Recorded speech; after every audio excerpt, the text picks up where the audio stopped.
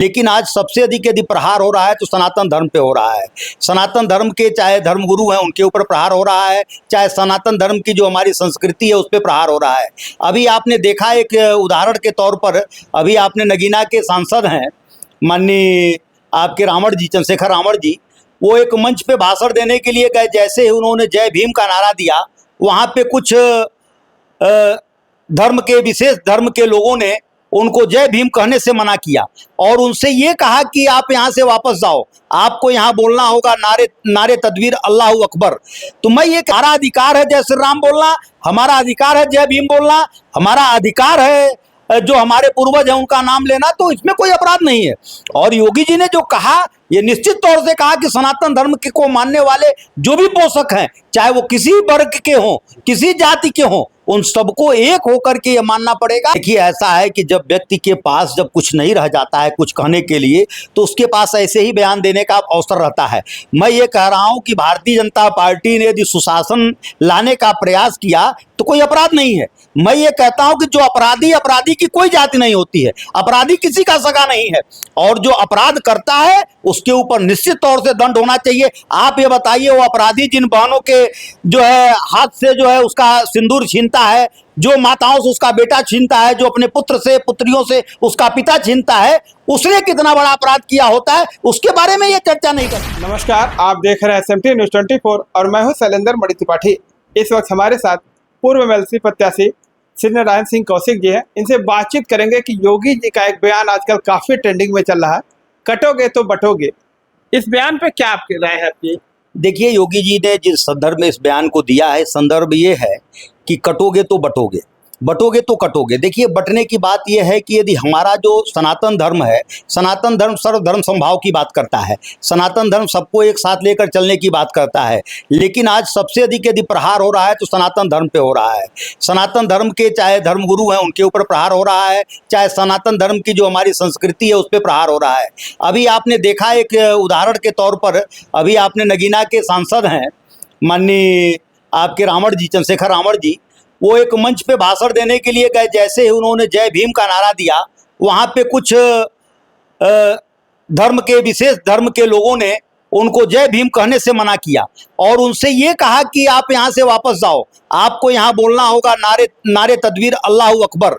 तो मैं ये कहता हूँ कि भारत में रह करके यदि जय भीम कहना अपराध है, जय श्री राम कहना अपराध है, जय श्री कृष्ण कहना अपराध है, जय महादेव कहना अपराध है, तो आप ये बताओ कि भारत में जहाँ पे 80% लोग जो है वो सनातन धर्म के पोषक हैं और इस देश में रहने वाले लोग जो 20% लोग हैं वो इस तरीके की भाषा को बोलने के लिए जब वो लोग किसी के ऊपर प्रहार करेंगे, तो उस संदर्भ में योगी जी ने कहा कि आपको संगठित होकर रहना पड़ेगा, नहीं तो आने वाला जो समय है, क्योंकि भारत में आप उठा करके देखिए कि जो अंग्रेज आए तो अंग्रेजों ने तो भारत पे अपना शासन किया, वो चले गए।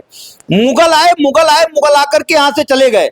आप ये बताइए कि यहाँ पे जो बहुतायत मात्रा में एक अल्पसंख्यक समाज है, अल्पसंख्यक समाज जो आज के तारीख में भारत में है, उस अल्पसंख्यक समाज में बहुतेरे लोगों को देखेंगे वो कन्वर्टेड लोग हैं। तो बहुतेरे लोग जो कन्वर्टेड हैं वो भयवश कन्वर्टेड हो गए, उनको धमकाया गया, उनको उस तरीके की स्थिति पैदा की गई। एक समय ऐसा था कि कहा गया करो मुसलमान काटो चोटी मत छोड़ो काफिर की बोटी, हमें काफिर कहा गया। और इस तरीके की चीजों को जिस देश में कहा जाता हो और कह करके जबरदस्ती हमारे लोगों को धर्मांतरण करने का प्रयास किया। अभी आपने देखा आपके जनपद में ही एक घटना हुई कि जबरन लोगों ने ईसाई धर्म कबूल कराने के लिए कुछ लोगों के ऊपर प्रयास किया। तो मैं ये कहता हूं, मैं आपके धर्म के ऊपर कोई प्रश्न नहीं लगाता, तो आप हमारे धर्म के ऊपर कोई प्रश्न नहीं लगा सकते। हमारा अधिकार है जय श्री राम बोलना, हमारा अधिकार है जय भीम बोलना, हमारा अधिकार है जो हमारे पूर्वज हैं उनका नाम लेना, तो इसमें कोई अपराध नहीं है। और योगी जी ने जो कहा, ये निश्चित तौर से कहा कि सनातन धर्म को मानने वाले जो भी पोषक हैं, चाहे वो किसी वर्ग के हों, किसी जाति के हों, उन सबको एक होकर के ये मानना पड़ेगा कि यदि भारत की संस्कृति को बचाना है, क्योंकि मार्क ट्वेन ऐसा साहित्यकार, उसने कहा कि Banaras is older than history, older than tradition. और उसी ने कहा कि मार्क ट्वेन ने कि जितने कंकर उतने शंकर, काशी के लिए उन्होंने कहा। और हम लोग काशी की सभ्यता में जीते हैं, काशी की संस्कृति के पोषक हैं। तो मेरा अपना ये मानना है कि सनातन धर्म की रक्षा करने के लिए सभी जो सनातन धर्म के पोषक है उनको एक होना पड़ेगा, संगठित होकर के रहना पड़ेगा। मतलब योगी जी के बयान से सहमत है? निश्चित तौर से सहमत हैं, क्योंकि जब मैं अपने धर्म की रक्षा नहीं कर सकता, मैं जब बचपन में हम लोग पढ़ने जाते हैं, माँ का आंचल छोड़ करके जब पढ़ने जाते हैं तो वहां पे कहा जाता है कि जिस देश जाति में जन्म लिया बलिदान उसी पर हो जाए, ऐसी प्रार्थना हम लोगों ने पढ़ा है। तो जिस देश जाति में जन्म लिया उसकी चर्चा भी करना अपराध है क्या? मुझे वो माँ के आंचल को छोड़ने के बाद, सरस्वती माँ के आंचल में जाने के बाद कहा गया, वहां ये भी कहा गया है कि निज आन मान मर्यादा का प्रभु ध्यान रहे अभिमान रहे, और जो है भूले भटके उनको तारो खुद त जाए। तो जो हमारी संस्कृति को भूल रहे हैं, जो भटक रहे हैं, उनको सही दिशा पे लाने का प्रयास पूज्य योगी आदित्यनाथ जी महाराज कर रहे हैं। वो चाहते हैं कि आप अपने धर्म के पोषक बने रहिए, अपने धर्म को मानिए। जो दूसरे धर्म को मानते हैं उनको हम कहाँ करने जा रहे हैं? आप मान लीजिए कि कोई कुरान पढ़ता है, उसको हम कहाँ रोकने जा रहे हैं? लेकिन हमारे हिंदू धर्म के जो हमारे ग्रंथ हैं, ग्रंथों पे कभी कोई हमारे बीच का व्यक्ति उससे जबरदस्ती कह करके कुठाराघात कराया जाता है, बाद में उसको यूज करके उसको थ्रो कर दिया जाता है। तो ऐसी चीजें जो है अच्छी नहीं है। मेरा मानना यह है कि जो सनातन धर्म के पोषक हैं उनको सनातन धर्म की बात करनी चाहिए और अपनी धर्म की रक्षा के लिए सब कुछ करने के लिए तैयार रहना चाहिए। उत्तर प्रदेश में लगातार हो रहे इनकाउंटर पर समाजवादी पार्टी के राष्ट्रीय अध्यक्ष अखिलेश यादव का एक बयान आया था कि ये इनकाउंटर नहीं हो रही, हत्याएं हो रही। देखिए, ऐसा है कि जब व्यक्ति के पास जब कुछ नहीं रह जाता है कुछ कहने के लिए, तो उसके पास ऐसे ही बयान देने का अवसर रहता है।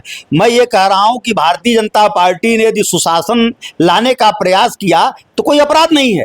मैं ये कहता हूं कि जो अपराधी की कोई जाति नहीं होती है, अपराधी किसी का सगा नहीं है, और जो अपराध करता है उसके ऊपर निश्चित तौर से दंड होना चाहिए। आप ये बताइए, वो अपराधी जिन बहनों के जो है हाथ से जो है उसका सिंदूर छीनता है, जो माताओं से उसका बेटा छीनता है, जो अपने पुत्र से पुत्रियों से उसका पिता छीनता है, उसने कितना बड़ा अपराध किया होता है, उसके बारे में ये चर्चा नहीं करते।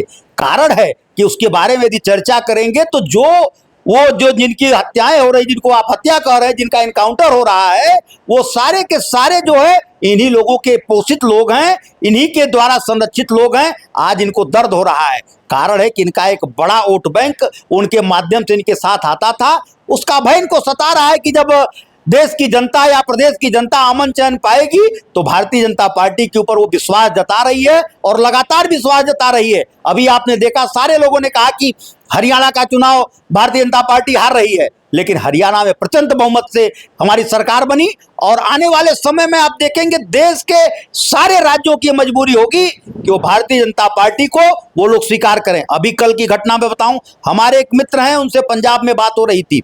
पंजाब इस देश का सबसे अग्रणी राज्य है और वो बड़े अच्छे किसान हैं, जो कि उस प्रांत में जो है अभी तक जो है प्रदेश सरकार द्वारा अभी तक वहां पे खरीदी नहीं की जा रही है, जो कि सर्वाधिक वहां का किसान जो है सरकारी खरीदी पर निर्भर रहता है। इसका कारण यह है कि इन लोगों ने जो है, जो भी सरकारें, जो भारतीय जनता पार्टी के अलावा जो सरकारें हैं, बस वो लूट खसोट में व्यस्त हैं। उनको प्रदेश के और देश के विकास से कुछ लेना देना नहीं है। बस इनकी ऐसी कपोल कल्पित कल्पनाएं। अभी आप देखिए वायनाड में प्रियंका गांधी जी का जो है नामांकन था, उस नामांकन में किस तरीके के नारे लगे, किस तरीके के झंडे लहराए गए, यहां तक कि कांग्रेस का झंडा इक्का दुक्का दिख रहा था, लेकिन एक धर्म विशेष का झंडा वहां लहरा करके और किस तरीके के नारे लगाए गए। इन चीजों पे यदि भारत के सनातनी नहीं चेतेंगे तो आने वाले समय में यह सनातन धर्म के लिए सबसे बड़ा खतरा है, क्योंकि सबसे ज्यादा प्रहार सनातन धर्म को खंडित करने के लिए इन लोगों के द्वारा किया जा रहा है। लखनऊ में समाजवादी पार्टी कार्यालय पे एक बोर्ड आजकल चर्चा में बना हुआ है, 27 का सत्ताधीश अखिलेश। देखिए, ऐसा है कि जब कुछ लोगों को आशा से विपरीत सफलताएं जब मिल जाती हैं कभी अचानक किन्हीं झूठ के कारण, तो उनको यह लगता है कि अब हमको अब सत्ता मिलने वाली है। उन्होंने जो लोकसभा का चुनाव हुआ, झूठ फरेब समाजवादी पार्टी ने और कांग्रेस ने फैलाया कि संविधान खतरे में है। उन लोगों ने जो है 1 लाख रुपए का और 8500 रुपए का खटाखट का जो नारा दिया, इनका कपोल कल्पित नारा रहा, जिसके नाते जनता कुछ हमारे देश की जनता जो है उनके बहकावे में आ गई। बहकावे में आकर के उनको लोगों ने मतदान कर दिया। आपने इसका जीता जागता उदाहरण अभी हरियाणा में देखा, वहां 50-50 था। लेकिन आज के डेट में जब चुनाव हुआ विधानसभा का, तो उसका परिणाम आपने देखा कि किस तरीके से परिवर्तित हो गया। क्योंकि झूठ की दीवार जो है बहुत दिन तक नहीं चलती है। बालू की भीत कब तक खड़ी रखोगे आप? ये लोग बालू के भीत पर खड़े हैं और ये धीरे धीरे ये लोग फिसलते जा रहे हैं। इनको ये पता नहीं लग रहा है, क्योंकि ये कारण है कि ये जाति धर्म में सिमट रहे हैं। इनका नारा क्या है? पीडीए का। पिछड़ा दलित अल्पसंख्यक का ये नारा देते हैं, न इनके साथ पिछड़ा है न इनके साथ दलित है, और इनके साथ बस एक अल्पसंख्यक है, वो भी अल्पसंख्यक इसलिए है कि उसको ये लगता है कि इनके झूठ फरेब में जो है उसका भला हो सकता है, लेकिन अल्पसंख्यक का भला भी इनके द्वारा नहीं हो सकता। आप उठा करके देख लीजिएगा, सर्वाधिक यदि अल्पसंख्यकों का भला हुआ होगा तो भारतीय जनता पार्टी की सरकारों में, पूर्व की सरकारों में, चाहे हज हाउस बनाने की बात रही हो तब भी भारतीय जनता पार्टी ने ही किया, चाहे इनके मदरसों को अनुदान देने की बात रही हो तब भी भारतीय जनता पार्टी ने ही किया। और जो भारतीय जनता पार्टी ने चाहे आवास दिया, चाहे शौचालय दिया, चाहे जो भी हमारी कल्याणकारी योजनाएं रही, उसमें भारतीय जनता पार्टी ने किसी जाति धर्म विशेष की बात नहीं किया, सबको इसका लाभ मिला। आज आप उठा करके देख लीजिए, किसी अस्पताल में चले जाइए, सर्वाधिक आयुष्मान कार्ड का लाभ यदि कोई उठा रहा है तो हमारे माइनॉरिटी के भाई बहन उठा रहे हैं। तो मेरा ये कहना है कि जब आपको सारी सुविधाएं भारतीय जनता पार्टी से मिल रही हैं तो क्यों आप इन लोगों के छलावे में आ रहे हैं? आपको भी बदलना पड़ेगा। आप सनातन की बात सनातन में होने दीजिए, आप अपने धर्म की रक्षा करिए, लेकिन धर्म के साथ साथ आप अपने बच्चों के विकास के बारे में सोचिए, आप अपने राष्ट्र के विकास के बारे में सोचिए, क्योंकि जब राष्ट्र रहेगा तब चाहे हिंदू रहेगा चाहे मुसलमान रहेगा। क्योंकि अभी आपने दो देशों का उदाहरण देखा, पाकिस्तान को देखिए, बांग्लादेश को देखिए, ये दोनों देश हमारे ही देश से अलग होकर के बने हैं, और दोनों देशों की स्थिति आप देख लीजिए, किसी देश के राष्ट्रपति को भागना पड़ता है और किसी देश के प्रधानमंत्री को दूसरे देश में जाकर के शरण लेनी पड़ती है। इसका उदाहरण जो है हमारे अल्पसंख्यक भाई बहनों को लेना पड़ेगा, और भारत के संविधान के प्रति और भारत के नीतियों के प्रति और भारतीय जनता पार्टी के यशस्वी प्रधानमंत्री नरेंद्र मोदी जी, योगी आदित्यनाथ जी के प्रति उनको भी आस्था दिखा करके इस मुख्य धारा में अपने को शामिल करना होगा। धन्यवाद। तो भी आपने देखा कि हमारे साथ भारतीय जनता पार्टी के नेता और पूर्व एमएलसी प्रत्याशी श्री नारायण सिंह कौशिक जी थे, जिन्होंने अपनी बात रखी है। इनकी बातों पे आपकी क्या राय है, वीडियो पर कमेंट करके बताइए। मिलते हैं नई खबर के साथ नई वीडियो में, तब तक के लिए नमस्कार।